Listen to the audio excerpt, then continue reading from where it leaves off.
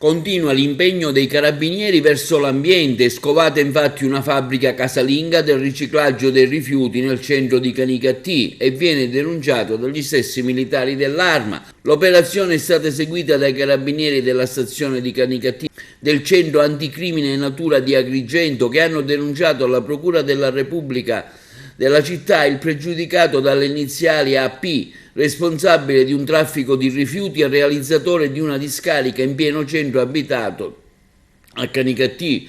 I militari dell'Arma, che nell'ultimo periodo avevano ricevuto diverse segnalazioni dai cittadini residenti, si sono imbattuti nella montagna immondizia, vasta circa 200 metri quadrati, accatastata in una piazzola della residenziale via La Loggia. Data la vicinanza dell'abitazione del sospettato, i militari hanno immediatamente approfondito, accertando come l'uomo accatastasse in quell'area i rifiuti, molti dei quali speciali e tossici, in attesa di rivenderla. Presso l'abitazione dell'indagato, nel corso della perquisizione, i carabinieri hanno trovato una vera e propria piccola azienda del riciclaggio dei rifiuti, una moto ape per trasportare il ferro raccolto in giro, lavatrici parcheggiate in strada in attesa di essere smembrate, gli strumenti, le presse, le frese, le seghe per tagliare e trasformare e miscelare i vari rifiuti, in una parte dei quali destinata alla rivendita, mentre l'altra parte veniva smaltita in casa.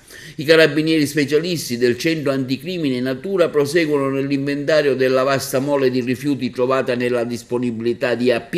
Le aree perquisite sono state sequestrate. È compito ora dell'autorità giudiziaria valutare la sorte, anche in considerazione dell'eventuale danno ambientale causato dall'indagato con la sua attività totalmente abusiva.